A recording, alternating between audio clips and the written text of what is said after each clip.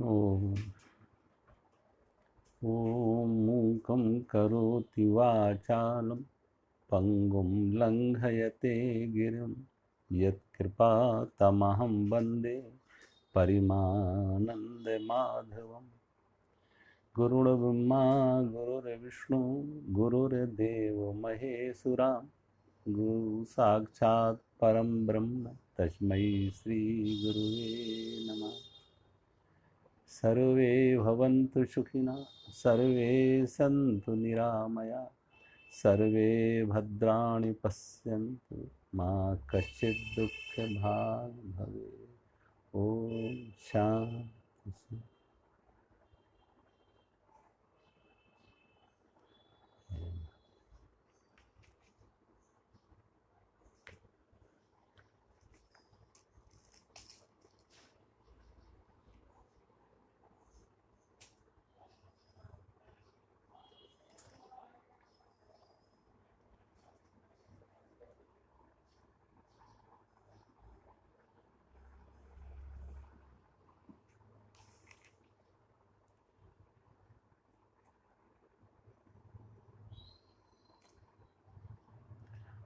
अध्याय 14 श्लोक नंबर 10, 11, 12।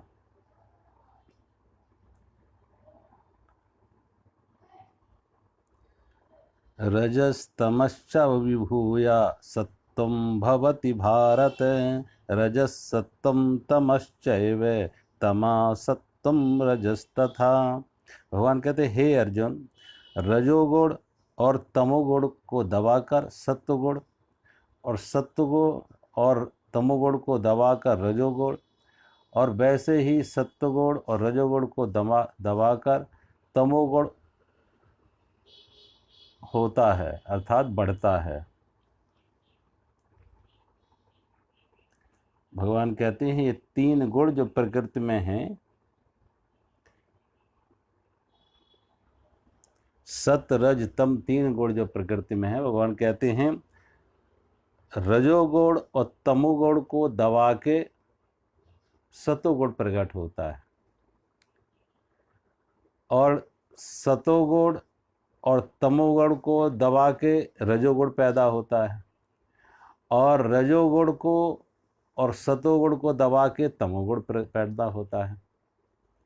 तो भगवान कहते हैं एक व्यक्ति के अंदर जो जीवन ऊर्जा है, जो सभी के अंदर एक जीवन ऊर्जा है, अब वो जीवन ऊर्जा किन स्रोतों के माध्यम से बाहर प्रकट हो रही, किन किन स्रोतों को ऐसे मान के चले जैसे कोई एक पानी का टैंक हो और उसको निकलने के लिए तीन द्वार हों उसको निकलने के लिए।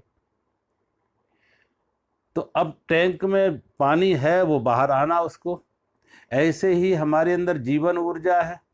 अब जो जीवन ऊर्जा है वो बाहर प्रकट होती है, तो किस स्रोत से बाहर प्रकट होती है, किस रास्ते से बाहर आती है? तमोगुण के रास्ते से, सतोगुण के रास्ते से, या रजोगुण के रास्ते से? तो अब भगवान कहते हैं दो को दबा के तीसरा पैदा होता, दो को दबा के। जैसे दो तो हमने द्वार बंद कर दिए पानी के निकास के, तो तीसरे में बहाव ज्यादा हो गया। जो एक दो द्वार रोक दिए तो तीसरे द्वार से पानी का बहाव तेज हो गया। अब हर व्यक्ति में होते ये तीनों गुण, ऐसा नहीं कि किसी में एक ही गुण हो। हर व्यक्ति में अच्छा बुरा, अंगुलीमाल हो या बुद्ध हो, तीनों में ये गुण की होते हैं। सत्वगुण, रजोगुण, तमोगुण तीनों गुण होते हैं, लेकिन प्रधानता एक गुण की होती है। बुद्ध में प्रधानता है सतोगुण की, लेकिन बुद्ध भी जब भोजन करते हैं, चलते फिरते हैं, बातचीत करते हैं, सत्संग करते, वो भी तो रजोगुण है। और रात्रि बुद्ध सोते भी हैं, विश्राम लेते हैं, तो वो तमोगुण भी है। लेकिन उनके जीवन में प्रधानता है सतोगुण की। ऐसे ही अंगुलीमाल को देखो, बुरे को देखो, अंगुलीमाल में भी रात विश्राम करता है तो तमोगुण है, हत्याएं करता है, क्रिया में है, व्यवहार में है, तो रजोगुण है। और कभी कभी किसी परिस्थिति विशेष में उसका मन बहुत शांत भी हो जाता। उसका मन शांत हो जाए, चेतना उसकी थोड़ी चेतना आ जाए, चेतनता आ जाए। भाई बुद्ध ने क्या किया था? बुद्ध ने उसके अंदर जो सतोगुण सोया था उसे जगाया। भगवान बुद्ध के सानिध्य में जो सतोगुण सोया हुआ था वो तमोगुण और रजोगुण की प्रधानता थी। तो भगवान बुद्ध ने अपने प्रभाव से, बुद्ध के सत्संग से, बुद्ध की प्रभाव से, उपस्थिति से उसके अंदर जो सोया हुआ रजोगुण था, सतोगुण था, वो प्रकट हो जाता, वो जाग जाता। जैसे जमीन में बीज दबे हों और बारिश हो तो वो बीज जो जमीन में अंदर थे वो बाहर प्रकट हो जाते, अंकुरित हो जाते। अब अगर बीज ही ना हो तो चाहे जितनी बारिश हो अंकुरण नहीं आएगा। अंकुरण तभी आएगा जब बीज हो, जैसा बीज हो वैसा अंकुरण आएगा। तो बाहर से परिस्थिति बनी बारिश की, तो जो नीम का बीज था वो नीम का बीज था, वो नीम का पेड़ के रूप में आया। आम का था वो आम के रूप में आया, आम का बीज था। जो बमूल था वो बमूल के रूप में बीज बाहर आया। किसी में कांटे लगे तो किसी में आम लगे, किसी में कड़वे फल लगे। अब जैसा बीज था वैसा अंकुरण आया। ऐसे ही किसी व्यक्ति में किस गुण की प्रधानता है, तो उस प्रधानता के कारण से उसके जो अंदर का गुण है, रजोगुण, सतोगुण, तमोगुण, वो बाहर व्यवहार में आता है, प्रकट होता है। गुण अंदर है, लेकिन जब प्रकट हो, भगवान कहते हैं वो जो जीवन ऊर्जा अंतर है, वो अंदर की जीवन ऊर्जा बाहर आना चाहती है, तो इन गुणों के रूप में वो आएगा। सतोगुणी व्यक्ति का जीवन सतोगुणी होगा, रजोगुणी का रजोगुणी होगा, तमोगुणी का तमोगुणी जीवन होगा। अब इसमें बहुत बार देखें, यहाँ पे दो तरह की स्थिति आती है। एक तो ये रजोगुण प्रकट होते हैं परिस्थिति से, एक तो परिस्थिति से प्रकट होते हैं और एक संकल्प से प्रकट होते हैं। अगर परिस्थिति है, अब कभी भी देखो आप, एक अच्छे भले छोटा नवजात शिशु हो, बच्चा हो, और किसी उसे कसाई के घर में रख दो तो उसकी कसाई की प्रवृत्ति हो जाती, हिंसा की प्रवृत्ति हो जाती, क्रूरता आ जाती उसमें। और वही बच्चा किसी साधु के पास घर में है तो उसमें साधुता आ जाती है, उसमें करुणा आ जाती, उसमें प्रेम आ जाता। परिस्थितियां कैसी आसपास, जो उसके आसपास परिस्थितियां हैं वो उसको प्रभावित करती। तमोगुणी परिस्थिति है तो व्यक्ति तमोगुणी बन जाता, रजोगुणी प्रवृत्ति है परिस्थिति है तो व्यक्ति रजोगुणी बन जाता, और सतोगुणी परिस्थिति है तो व्यक्ति सतोगुणी बन जाता। बुद्ध के पास अंगुलीमाल भी साधु बन जाता, वो साधु बन जाता। बुद्ध का प्रभाव, परिस्थिति ऐसी।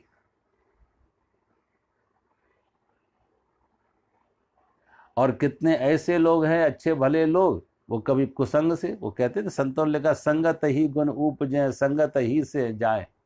किसी संत का लिखा है संगत ही गुण उपजे और संगत ही से जाए, बांस फांस और मीसरी एक ही भाव बिका।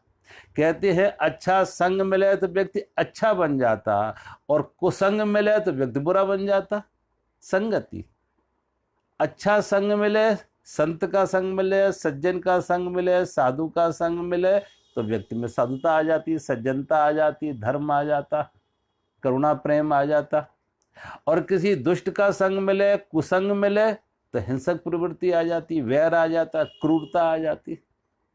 अब देखो आज क्या कर रहे, आज तमाम ये जो उग्रवादी हैं वो क्या कर रहे, अच्छे भले नौजवान लड़कों को जिनमें कोई हिंसा की प्रवृत्ति नहीं थी, कि बार बार इंडोक्सिनेशन करके बार बार उनके अंदर ऐसे विचार डालेंगे, इतना खून खराबा करने के, हिंसा के, वैर के, द्वेष के, इतना उनके अंदर द्वेष भर देंगे, वैर भर देंगे, हिंसक वृत्ति भर देंगे, और कोई लोभ लालच भी दिखा देंगे कि मरने के बाद तुम्हें जन्नत मिलेगी, स्वर्ग मिलेगा, ये सुख मिलेंगे, वो सुख मिलेंगे, और व्यक्ति अच्छे भले को भटका देते हैं, बुरा बना देते हैं, हिंसक बना देते हैं।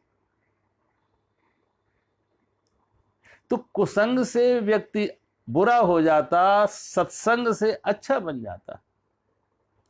तो ये जो गुण जो हैं प्रभावित होते हैं संग कुसंग से।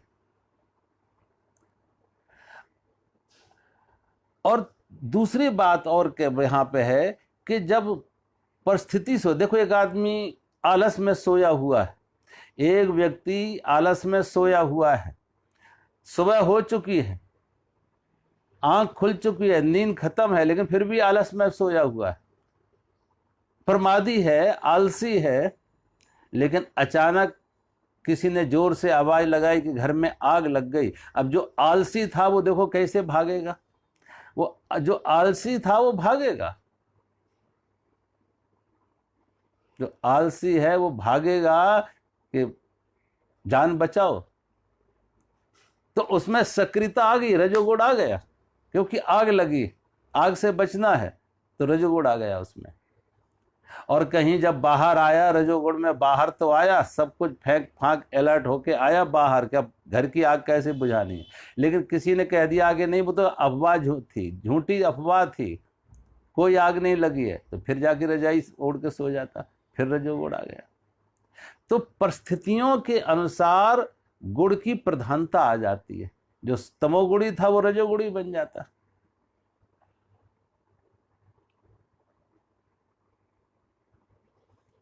और बहुत बार यहां जब भगवान कहते हैं सतोगुणी का अर्थ है, तो सतोगुणी से, जैसे अगले श्लोक में भगवान ने कहा है, सर्वद्वारेषु देहेऽस्मिन् प्रकाश उपजायते ज्ञानम यदा तदा विद्यात् विवृद्धम सत्वमिति उच्यते। इसलिए जिस समय इस देह में तथा अंतःकरण और इंद्रियों में चेतनता आती है, विवेक शक्ति उत्पन्न होती है, उस समय ऐसा जानना चाहिए कि सत्व गुण बढ़ गया है। अब जब सत्व गुण बढ़ता है तो क्या होती है, अंतःकरण में इंद्रियों, शरीर, इंद्रिय और अंतःकरण में चेतनता आ जाती है, विवेक शक्ति उत्पन्न होती है। जब सतोगुण बढ़े तो शरीर में, इंद्रियों में, अंतःकरण में, मैं नहीं, अंतःकरण मतलब मन, बुद्धि, चित्त, अहंकार, मन बुद्धि में भी क्या आ जाती है, चेतना आ जाती है। देखो सत्व गुण का अर्थ ही है कि चेतना।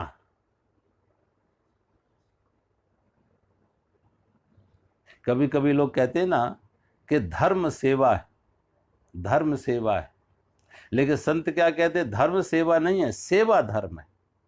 एक तो कहते हैं ना समझी इसके धर्म सेवा है, और संत ये कहते हैं जो जागे हुए हैं वो क्या कहते हैं, सेवा धर्म सेवा है। सेवा धर्म नहीं है, सेवा धर्म नहीं है, वो कहते हैं धर्म सेवा है। एक व्यक्ति सेवा कर रहा, सोए सोए कर रहा है, सेवा तो कर रहा, सोए सोए कर रहा, सेवा कर रहा, लेकिन कंत में किस लिए सेवा कर रहा, शासक बनने के लिए।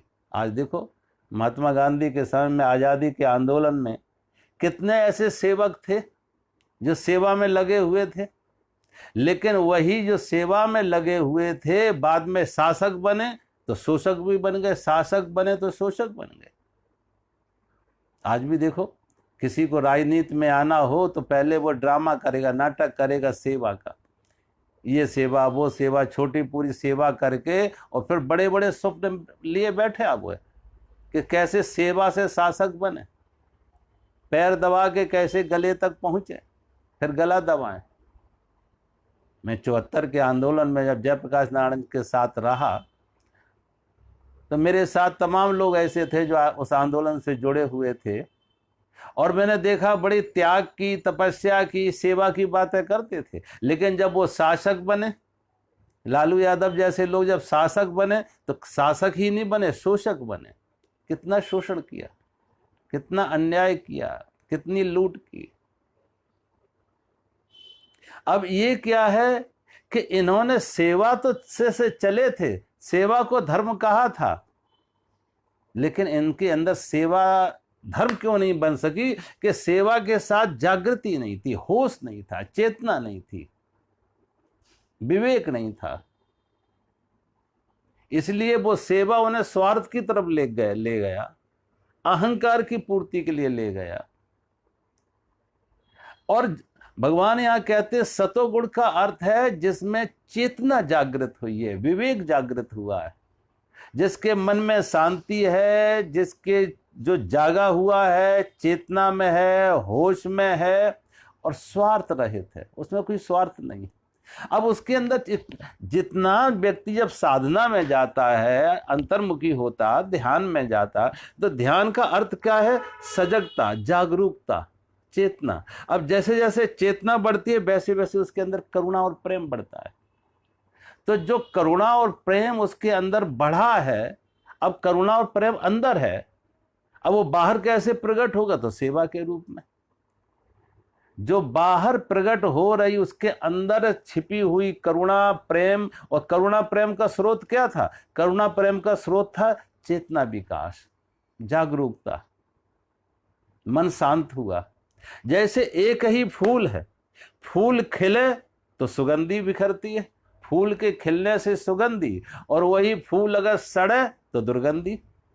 फूल एक है, उसकी अवस्थाएं दो हैं। खिलने की अवस्था है तो जब तक कली थी तब तक उसमें सुगंधी नहीं आई। जैसे कली फूल बनी, खिली, तो फूल का खिलना और फ्रेग्रेंस का आना, सुगंधी का आना युगपत होता है, साइमल्टेनियसली होता है, एक साथ हुआ।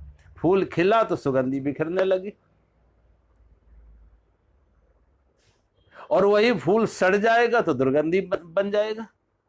ऐसे ही जब साधना से हमारा मन शांत होता है, मन सजग होता है, निर्विचार होता है, मन मौन होता है, तो अंदर से करुणा और प्रेम उसकी फ्रेग्रेंस होती है, करुणा और प्रेम की सुगंधी प्रकट होती है।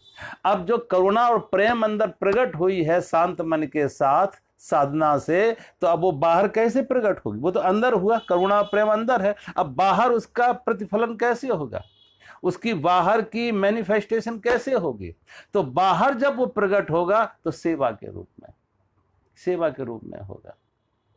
और वो जरूरी नहीं है कि किस तरह की से, अब जो भी करेगा वो सेवा करेगा, जो भी करे।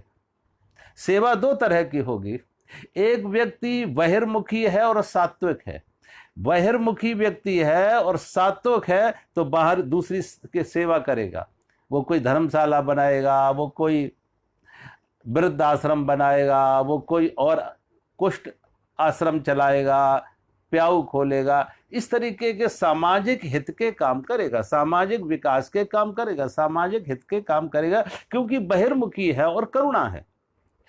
एक व्यक्ति ऐसा भी होगा जो अंतर्मुखी है और सात्विक है, उसके अंदर करुणा है, प्रेम है, लेकिन उसकी वृत्ति जो है, स्वभाव है, वो अंतर्मुखी है। तो वो कैसे सेवा करेगा? वो सेवा करेगा बुद्ध की तरह, वो सेवा करेगा रमन महर्षि की तरह। रमन महर्षि एक जगह बैठे हैं, कहीं किसी के कुछ गौशाला, पौष और वृद्ध आश्रम कहीं खोलने नहीं गए, वो ये अपनी जगह रहे हैं, लेकिन कितने लोगों के जीवन रूपांतरित हो गए, कितने लोगों के जीवन परिवर्तित हो गए। अब जो उनके अंदर जो सुवास थी, जो सुगंधी थी, वो कितनों को प्रभावित किए। रमन महर्षि के माध्यम से कितने लोगों के जीवन में रूपांतरण आया। बुद्ध के, अब बुद्ध ने अपने समय में कोई इस तरीके के गौशाला हो, कोई धर्मशाला हो, कोई और वृद्ध आश्रम हो, कुछ नहीं ऐसे खोले थे। कोई ऐसी किसी कुष्ठ रोगी की सेवा, ऐसा कुछ नहीं किया। लेकिन बुद्ध के प्रभाव से बुद्ध शांत हुए, अंतर्मुखी वृत्ति उनकी थी, स्वभाव था, लेकिन करुणा थी, प्रेम था। और बुद्ध की करुणा और प्रेम से अंगुलीमाल जैसे डाकू संत बन जाते। सोचो कितने लोगों के जीवन बदल गए। भगवान बुद्ध के समय में महाकश्यप नाम का एक बौद्ध भिक्षु था। महाकश्यप, भगवान बुद्ध बहुतों को धर्म प्रचार के लिए भेजते थे, भगवान बुद्ध बहुतों को धर्म प्रचार के लिए भेजते थे कि तुम धर्म प्रचार करो, करुणा की, प्रेम की बात लोगों में लाओ, करुणा और प्रेम की बात कहो, सत्संग सुनाओ, ध्यान कराओ।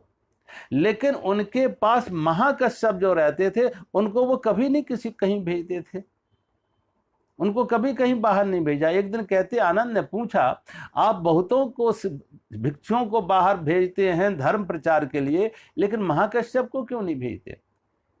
तो भगवान बुद्ध ने कहा, महाकश्यप को भेजने की जरूरत नहीं है, क्योंकि महाकश्यप जहां बैठे वहीं से सेवा हो रही है, महाकश्यप जहां बैठे यहीं से सेवा दे रहे हैं। ऐसे जो महापुरुष होते हैं वो कहते हैं एक तरह से संक्रामक रोग की तरह हो जाते हैं, संक्रामक रोग की तरह, इन्फेक्शन। क्योंकि बुद्ध भी एक संक्रामक रोग की तरह हैं, जो उनके सानिध्य में आ जाता वो बुरा भी अच्छा हो जाता। देखो, जैसे खाली बीमारियां संक्रामक होती हैं, बीमारी फैलाते हैं, तो अच्छे भले लोग अच्छाइयां प्रभावित करते हैं, अच्छाइयों से लोगों को प्रभावित करते हैं। अच्छे भले लोग अच्छाइयों से, गुणों से, अपनी करुणा और प्रेम से लोगों को प्रभावित करते हैं और उनके जीवन रूपांतरित हुए। बुद्ध ने अपने समय में कितने लोगों को रूपांतरित किया, सोचो, कितनों के जीवन बदल गए। जो जीवन ऊर्जा बुराइयों की तरफ जा रही थी, अच्छाइयों की तरफ उन्होंने मोड़ दी। तो भगवान बुद्ध कहते हैं, महाकश्यप जहां बैठे वहीं से सेवा हो रही है। फूल खिलता है तो फूल के खिलने से जो फ्रेग्रेंस आई, फूल खिला तो देखो कितनी मधुमक्खियां, तितलियां उसके पास आ जाती। वो किसी को बुलाने नहीं जाएगा, किसी मधुमक्खी को, तितली को कोई आमंत्रण नहीं देगा, लेकिन वो खिला है तो तितलियां आ जाती हैं। रमन महर्षि खिले तो रमन महर्षि के पास देखो दुनिया के लोग कितने रमन महर्षि के पास जाने लगे, उनसे ज्ञान लेने के लिए, उनसे प्रेरणा लेने के लिए। कितनों के जीवन रूपांतरित हुए। अरविंदो जो आजादी के आंदोलन में थे, फ्रीडम मूवमेंट में थे, लेकिन अरविंदो जब साधना में गए और साधना में ऐसे गहरे गए कि फिर वो बाहर कहीं नहीं गए, लेकिन सारी दुनिया के लोग अरविंदो के पास ज्ञान के लिए जाते थे, शिक्षा के लिए जाते थे, प्रेरणा लेते थे वहां से। और कितने उनके प्रभाव से प्रेरणा लेके लोगों के जीवन बदले। रामकृष्ण परमहंस कहीं नहीं गए बाहर, सोचो, रामकृष्ण परमहंस कहीं नहीं गए बाहर, लेकिन जहां रहते थे वहीं से लोगों को प्रेरणा दी और कितने लोग रूपांतरित हुए। स्वामी विवेकानंद जैसे बुद्धिमान लोग, बुद्धिजीवी लोग, कितने नौजवानों को संन्यास्त किया, प्रेरणा दी। तो जो बहिर्मुखी है वो बाहर की सेवा में लगेगा, और जो अंतर्मुखी व्यक्ति है और सत्वगुणी है, अंतर्मुखी है और सत्वगुणी है, वो अंतर रूपांतरण में ले जाएगा, वो तुम्हें अंतर रूपांतरण में ले जाएगा।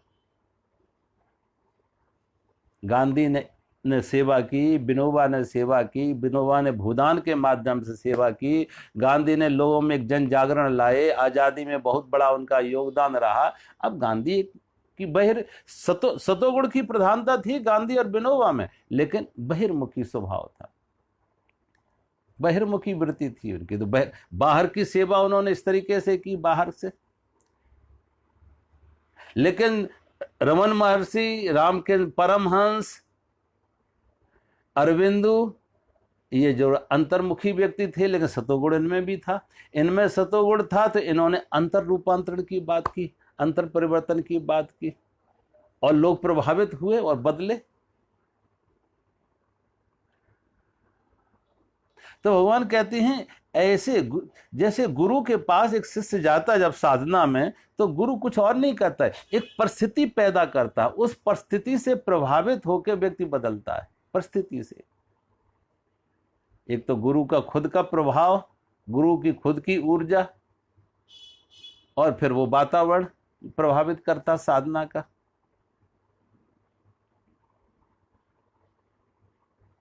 कभी कभी आप देखो, कहते हैं हिटलर के समय में, हिटलर के पास जब हिटलर ने नाजी पार्टी बनाई, तो नाजी पार्टी में सिर्फ 7 लोग थे। हिटलर की नाजी पार्टी में सिर्फ 7 लोग, और 7 भी कोई बड़े योग्य नहीं थे। कोई योग्यता उनमें नहीं थी, सामान्य से लोग थे साथ। लेकिन हिटलर ने क्या किया, उनका उपयोग किया। क्या उपयोग किया कि किसी विरोधी की अगर कहीं मीटिंग होती थी तो हिटलर इन 7 लोगों के साथ जाता था, और 7 लोग 7 जगह से अलग अलग जगहों पे बैठते थे, और 7 लोग अलग अलग जगहों से बैठ के क्या करते थे, विरोध करते थे। और जो 7 लोगों का विरोध था वो 700 का विरोध हो जाता। एक ने विरोध किया तो उसके साथ और 100 लोग जुड़ गए, तो 7 लोगों का विरोध हुआ तो उसमें 700 लोगों की भीड़ और जुड़ गई, और वो जो 700 थे वो 700 से 7000 हो गए। विरोध बढ़ता गया। हिटलर अपनी सभा जब लेता तो इन्हीं लोगों को लेकर जाता। हिटलर की सभा में उस समय मात्र 50 लोग होते थे, 50 लोग होते थे, और 50 लोगों को लेकर सभा में 50 अलग अलग जगह बैठते थे, 50 लोग अलग अलग जगह बैठते थे। और जब उन्हें मालूम था कि हिटलर इशारा करता था कब ताली बजाना है, जब वो 50 अलग अलग जगहों से ताली बजाने लगते थे तो 5000 लोग ताली बजाने लगते थे। 50 लोगों ने अलग अलग जगहों से ताली बजाई तो 5000 लोग ताली बजाने लगते थे, और पूरा का पूरा माहौल एक सकारात्मक हो जाता था, हिटलर के पक्ष में हो जाता था। इसे कहते हैं भीड़ की साइकोलॉजी, भीड़ का मनोविज्ञान, क्राउड साइकोलॉजी। आज सामान्य रूप से आप देखो, लोग जब हम लोग बसों में चलते हैं ना, तो बसों में वो लिखते हैं कि कृपया आगे की सीट पर सोना मना है। बसों में भी लिखना पड़ता है कि ड्राइवर के पास जो आगे की सीट है वहां पर सोना मना है, क्योंकि अगर आगे बैठा हुआ आदमी सोने लगा तो ड्राइवर को नींद आ जाएगी। कभी किसी कथा सत्संग में देखो, एक आदमी जम्हाई ले तो कई जम्हाई लेने लगते, एक आदमी को नींद आए तो कईयों को नींद आने लगती।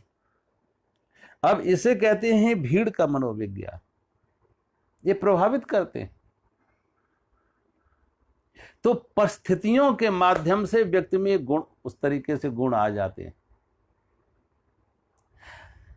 तो जो परिस्थितियों से आए वो तो सामान्य व्यक्ति में, लेकिन भगवान यहां कह रहा है जो साधक है वो संकल्प से लाता है, संकल्प से लाता है।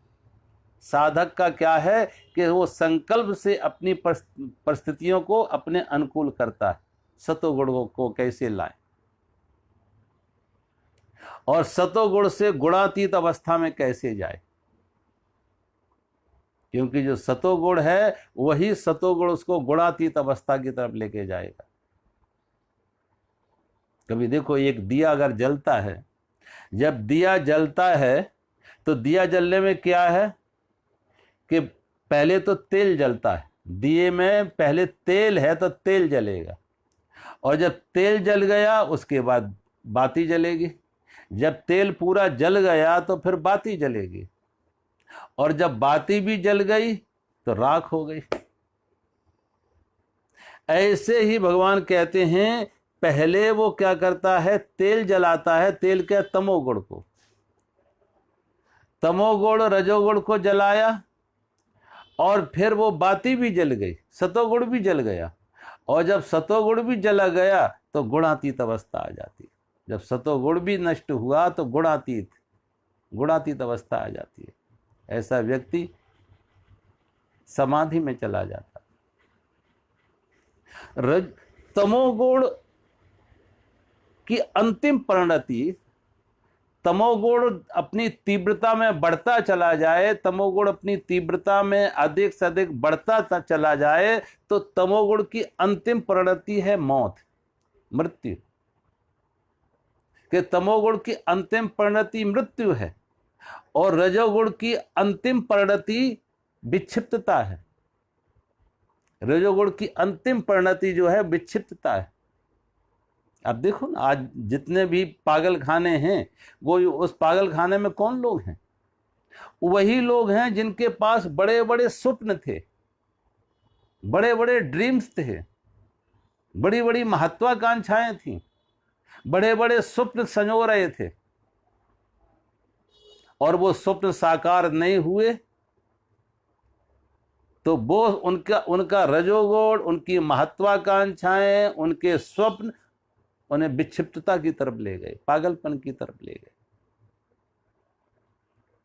प्राय आप देखें कि जहां तक जो रजोगुण है अंत में जाके वो विक्षिप्तता की तरफ ले जाएगा, अशांति पैदा करेगा, अहंकार पैदा करेगा, महत्वाकांक्षाएं पैदा करेगा, बड़ी से बड़ी महत्वाकांक्षाएं खड़ी करेगा, अपेक्षाएं जगाएगा, अशांति पैदा करेगा।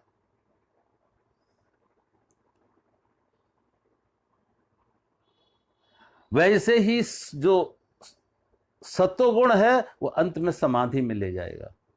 अगर रजोगुण विक्षिप्तता में ले जाता, तमोगुण मौत में ले जाता, सतोगुण अंत में समाधि में लेके जाएगा, वो समाधि में लेके जाएगा।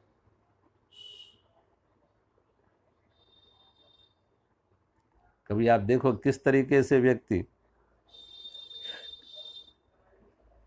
रजोगुणी व्यक्ति, कहते हैं एक राजा के पास एक नाई रोज आता, राजा के पास नाई रोज आता और राजा के पैर दबाता, और पैर इसलिए दबाता, सेवा इसलिए करता कि राजा आराम से ठीक से सो जाए।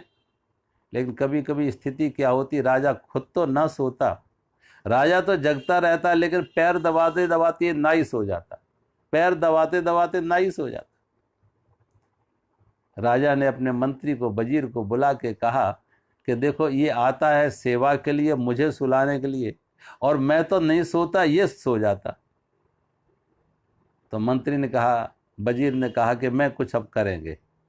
और क्या किया कि एक दिन वजीर ने 99 रुपए की एक पोटली बना के, 99 रुपए की एक पोटली बना के उस नाई के घर फेंक दी।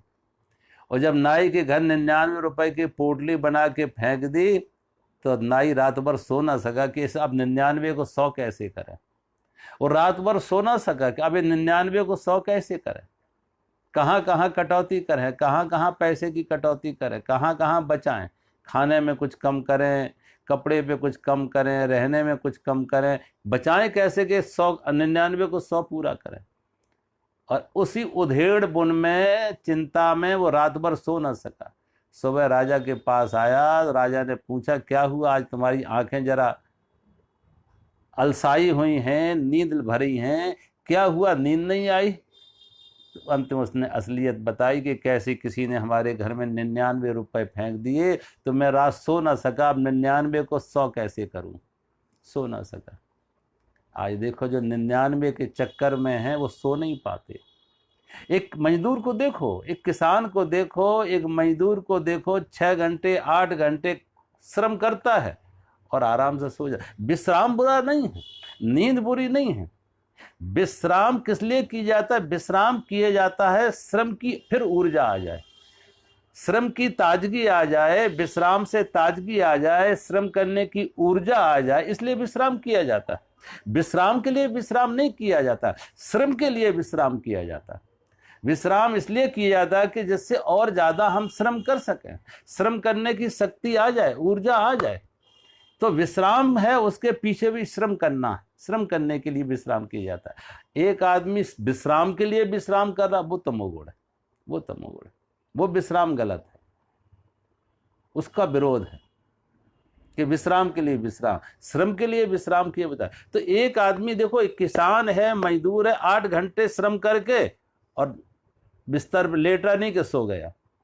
अब दूसरे आदमी को देखो, कोई व्यापारी हो, कोई नौकरी वाला हो, कोई राजनेता हो, तो वो नहीं सो पाएगा। दिन में भी कोई काम नहीं किए, एयर कंडीशन कोठी में सो रहे हैं, एयर कंडीशन ऑफिस में थे, एयर कंडीशन कार से ऑफिस में गए, जहां भी गए एयर कंडीशन कार से और एयर कंडीशन ऑफिस में, घर में भी आए तो एयर कंडीशन कोठी में सो रहे। श्रम तो किया नहीं, लेकिन रात को भी नींद नहीं आ रही। अब वहां भी उनका श्रम हो रहा है, शरीर का श्रम नहीं किया तो मन का श्रम चल रहा है, उनको नींद नहीं आएगी, उनको नींद नहीं, क्योंकि अंदर कितना श्रम चल रहा है, कितने उधेड़ बिन चल रहे। उसी को भगवान गीता में कह रहे हुए हैं, अकर्म में भी कर्म है, उसी को भगवान गीता में कहा है अकर्म में भी कर्म है। वो ना कुछ करते हो, लेटे लेटे हैं, लेकिन अंदर से गहरे कर्म के जाल में फंसे हुए, अंदर गहरे कर्म के जाल में रात भर उनकी ऐसी खराब हो जाती, नींद नहीं आती, उस कर्म का जाल चलता रहता है, वो विचार चलते रहते। और कभी कभी ये विचार देखो, ये विचार भले कहीं कोई साकार ना हो, लेकिन ब्लड प्रेशर खूब बढ़ा देते। आसान रात नींद 2-4 दिन नींद ना आई तो बीपी बढ़ जाएगा, अशांति बढ़ेगी। वो कहते हैं ना सेक चिल्लियों जैसे, ऐसे लोग शरीर से श्रम नहीं करते, लेकिन मन से बड़े ताने बाने बुनते हैं, मन से बड़े बड़े स्वप्न बनाते हैं, मन से खूब उधोड़ बन में लगे रहते हैं। कहते एक बार एक जगह 2 मित्र बैठे हुए थे, 2 मित्र बैठे हुए थे कोर्ट में। दोनों अचानक क्या हुआ, दोनों में झगड़ा हो गया, और दोनों में झगड़ा हो गया, एक दूसरे के सिर फोड़ दिए और दोनों के सिर पे पट्टी बंधी, कोर्ट में पहुंचे। और जब कोर्ट में पहुंचे तो मजिस्ट्रेट ने पूछा झगड़े का कारण क्या था। मजिस्ट्रेट ने पूछा दोनों से कि तुम्हारे झगड़े का कारण क्या था, एक दूसरे के सिर तुमने क्यों फोड़ दिए।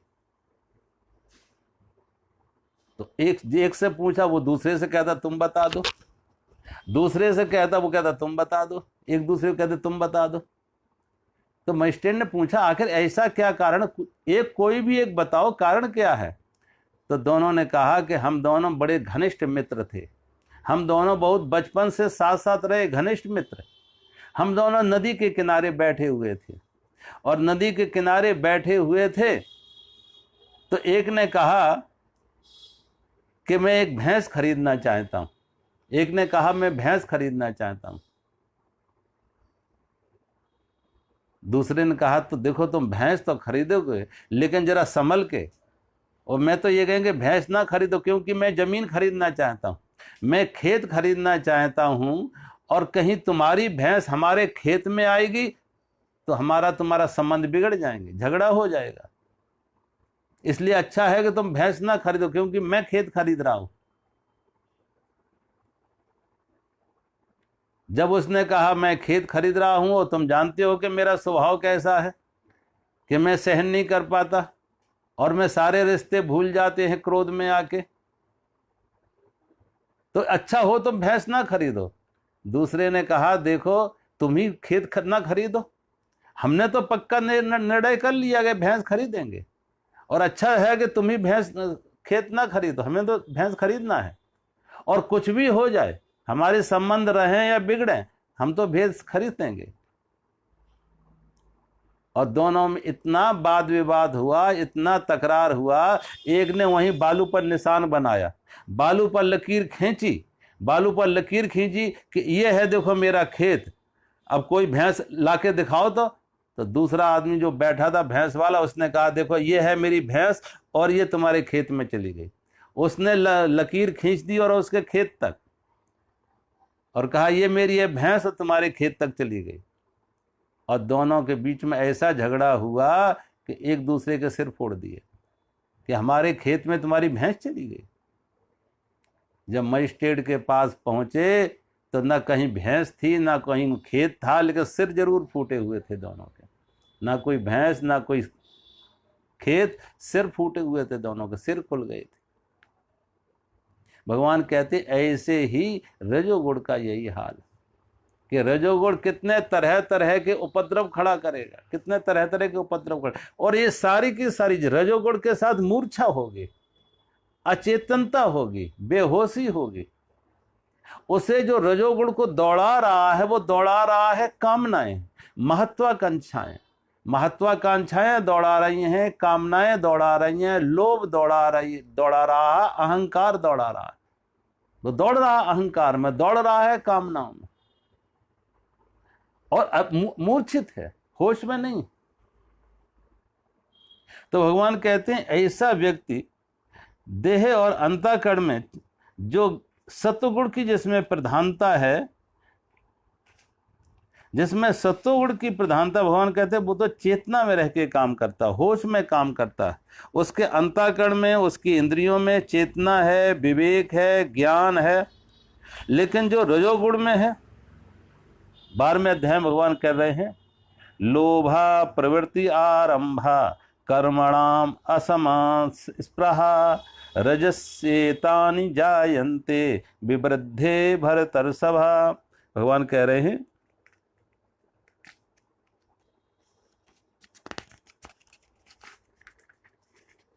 और हे अर्जुन, रजोगुण के बढ़ने पर लोभ प्रवृत्ति, स्वार्थ बुद्धि, कर्मों का सकाम भाव से आरंभ, अशांति और विषय भोगों की लालसा, ये सब उत्पन्न होती है। रजोगुण से क्या, रजोगुण बढ़ने से लोभ आएगी, लोभ की प्रवृत्ति, स्वार्थ बुद्धि आएगी, कर्म होंगे लेकिन सकाम भाव से, निष्काम से नहीं, सकाम भाव से कर्म होंगे, और अंत में अशांति होगी और विषय भोगों की लालसा होगी। अशांति होगी भगवान कहते हैं, और विषय भोगों की लालसा होगी। अशांति होती है और विषय भोगों की लालसा आती है, भगवान कहते हैं रजोगुण से। कभी जैन फकीर हुए हैं, वो जैन फकीर, जैन शब्द बना है ध्यान से, ध्यान से जैन बना है। तो जैन फकीर क्या कहते हैं, कहते सिर्फ बैठना सिखाते, वो कहते सिर्फ बैठो, कुछ नहीं करना। और वो जैन जो गुरु होता है वो डंडा लेके घूमता है, तो वो कहता है न तो नींद में आना है और न किसी क्रिया में जाना है, न नींद में न क्रिया में। अगर नींद में गए तो वो डंडा मारेगा, और अगर तुमने कहा नींद को हटाने के लिए हाथ पैर हिलाए तो भी वो मारेगा। नींद आ रही है तो तमोगुण, हाथ पैर हिला रहे हैं तो रजोगुण।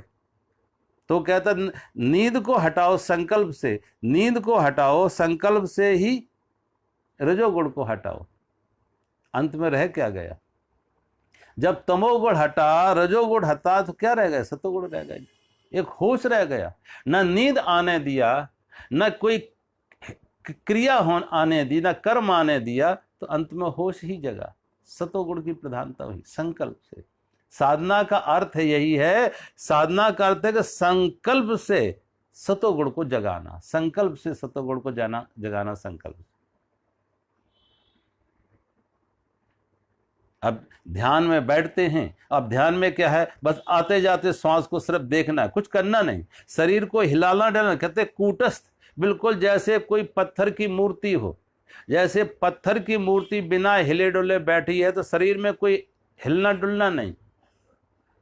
तो हिलना डुलना ना हो शरीर में तो वो रजोगुण हटा, और प्रमाद ना आए, मूर्छा ना आए, बेहोशी ना आए, तो तमोगुण हटा। तो जो सजगता आई, होश आया, वो सात्विकता है, वो सात्विक गुण है। तो सत्व गुण को संकल्प, साधना का अर्थ है संकल्प पूर्वक सतोगुण को बढ़ाना। और जब हम संकल्प से अपने सतोगुण को बढ़ाते हैं, तब कहते हैं वो यथार्थ में साधक है, और वो ही आत्मवान है, और वो अपना मालिक है। तब वो खुद का मालिक बन पाता। कभी कभी परिस्थितियां ऐसी होती जो संकल्प जगा देती। एक जैन फकीर के बारे में लिखा है, बड़ा प्रसिद्ध जैन फकीर था, उसके बारे में लिखा है कि वो चोर था।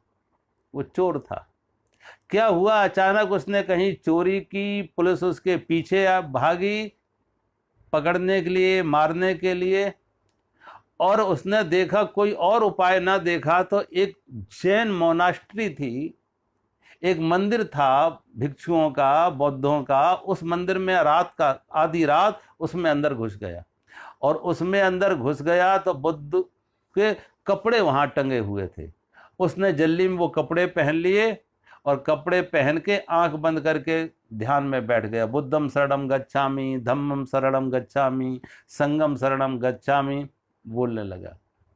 पीछे से वो सिपाही आए, सिपाही ने वो साधु देखा, साधु को, बुद्धम शरणम गच्छामि, संगम शरणम गच्छामि, धम्मम शरणम गच्छामि, साधु भेष में। तो उससे पूछा, महाराज यहाँ कोई चोर तो नहीं आया था?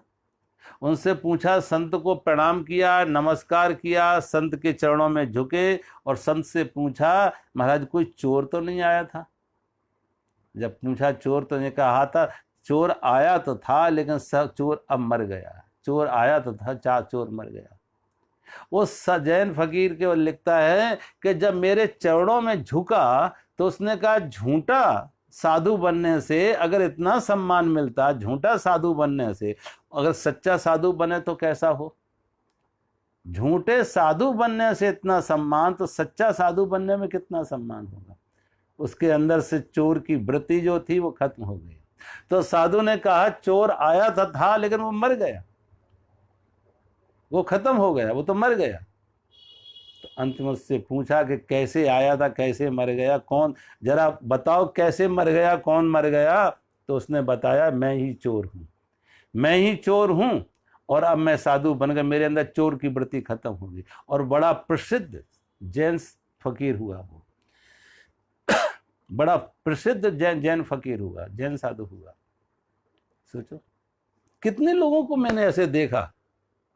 हमारे एक मिलने वाले यहाँ पंजाब में, एक भटिंडा डिस्ट्रिक्ट में, अच्छे संत थे, बहुत अच्छे संत थे, लेकिन वो अपने प्रारंभिक अवस्था में पूर्वाश्रम में वो डाकू थे, पूर्वाश्रम में डाकू थे। किसी संत की कृपा हुई कि कोई परिस्थिति ऐसी बनी कि उनका जीवन बदल गया, वो संत बन गए। अब उनके अंदर जो शक्ति थी, ऊर्जा थी, उसे सही निष्कासन मिला, सत्गुण की तरफ मुड़ गया। ऐसा व्यक्ति संकल्प पूर्वक अपने अंदर साधना से, संकल्प से अपने अंदर सतोगुण को लाता है। तो भगवान कहते हैं जो सतोगुण से अपने अंदर लाए, सतोगुण को लाए संकल्प से, वो साधना से आती है। ऐसे ही रजोगुण जो है, आज देखो अच्छे भले लोगों को, तमोगुणी लोग होते, बहुत लोगों को देखा, बड़े प्रमादी हैं, आलसी हैं, तमोगुणी हैं, लेकिन अचानक कोई उनके अंदर एक महत्वाकांक्षा जग गई कि चुनाव लड़ना है, और जो चुनाव लड़ने की महत्वाकांक्षा जगी तो देखो कैसे सक्रिय हो जाते। अब रात दिन एक कर रहे, ना रात को सोना, ना दिन में विश्राम करना, रात दिन लगे हैं, चुनाव जीतना है, चुनाव जीतना है। अब वो जो सक्रियता आ गई, कैसे कि उनके अंदर कोई एक महत्वाकांक्षा आ गई, सकाम कामना आ गई, कोई स्वार्थ आ गया, कोई लोभ आ गया, कुछ पाने की आकांक्षा आ गई। और जब कुछ पाने की आकांक्षा है तो करना पड़ेगा, तो प्रमाद खत्म हो गया, उनकी तमोगुणी वृत्ति रजोगुण में आ गई। इसलिए भगवान कहते हैं तमोगुणी को पहले रजोगुणी बनाओ, और फिर जो रजोगुणी बना है उसे सतोगुणी में। तो रजोगुणी सतोगुणी कैसे बनेगा? तमोगुणी सकाम कर्म के लिए रजोगुणी बना, सकाम कर्म आलसी था, प्रमादी था, वो सतोगुण उसके अंदर कोई कामना आई, स्वार्थ आया, महत्वाकांक्षाएं आई, तो वो रजोगुणी बना। अब रजोगुणी को भगवान कहते हैं जो सकाम कर्म कर रहा था वहां से सकाम हटा दो, कर्म रहने दो, जो फल की आकांक्षा थी वो हट जाए, तो कर्म सतोगुणी बन गया, कर्मयोग बन गया। कर्म से कामना हटा दो, कर्म से फल की आसक्ति हटा दो, तो कर्मयोग बन गया, सतोगुणी बन गया। वो परमात्मा से जोड़ने वाला, अंतर्मुखी करने वाला, मन की शांति के लिए। मन की अशांति है सकाम से, फल की आकांक्षा। कर्म से अशांति नहीं आती है, कामना है, जो फल की कामना है वो अशांति का कारण है, वो तनाव का कारण है, वो बंधन का कारण है। तो भगवान कहते कर्म बना रहे, लेकिन कर्म के साथ फल की आकांक्षा हटा दो। जैसे नहीं सपेरे लोग क्या करते हैं, सपेरे सांप तो अपने पास रखते हैं और वो उससे वो जीविका कमाते हैं, लेकिन उनके जो विष के दांत है वो निकाल देते। जहरीले दांत थे, विष के जो दांत थे वो निकाल दिए। ऐसे ही कर्म में विष के जो दांत क्या है, फल की आकांक्षा। कर्म के साथ विष के दांत क्या है, फल की आकांक्षा हटा दो तो कर्मयोग बन जाता। जो फल की आकांक्षा हटे, फल की चाह हटे, तो कर्मयोग बन जाता। और वो कर्मयोग फिर परमात्मा से मिलाना वाला, अंतर्मुखी करने वाला, समाधि की तरफ ले जाने वाला, आत्म साक्षात्कार के लिए। तो भगवान कहते हैं इस किस प्रकार संकल्प से रजोगुण की प्रधानता होगी तो भगवान के लोभ आएगा, कामनाएं सकाम कर्म होंगे, अशांति होगी, विषय भोगों की लालसा होगी, ये सब उत्पन्न होंगे। और सात्विक है, अगर सात्विक है तो उसके मन में शांति होगी, विश्राम होगा, चेतना होगी, विवेक होगा सतोगुण की प्रधानता पर। तो ये तीनों के तीनों सतोगुण, रजोगुण, तमोगुण, हर व्यक्ति में तीनों होते हैं, प्रधानता एक की होती है। दो नीचे होते, दो को दबा के तीसरा ऊपर आ जाता है। और कभी कभी परिस्थितियां बदल जाती हैं तो जो नीचे था वो ऊपर आ जाता।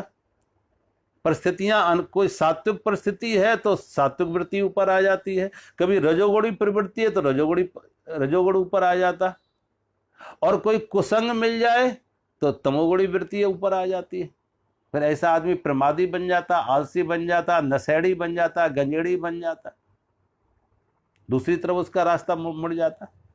तो परिस्थितियों के अनुसार, और जब किसी महापुरुष की कृपा हो जाए, साधना का मार्ग मिल जाए, रास्ता साधना का मिल जाए, तो संकल्प से अपने अंदर सतोगुणी प्रवृत्ति को जागृत करता, और वो सतोगुणी प्रवृत्ति उसे गुणातीत अवस्था की तरफ ले जाता, वो सतोगुणी उसे समाधि की तरफ लेके जाएगा। तो सतोगुण से किस प्रकार समाधि की तरफ जाएं, गुणातीत अवस्था में जाएं।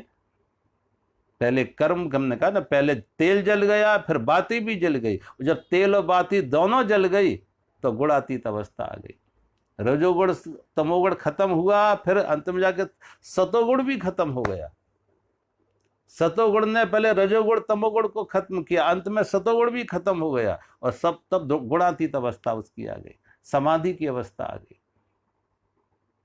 आज हम यहीं विराम करते हैं। मेरा सभी को प्रणाम। हरि ओम।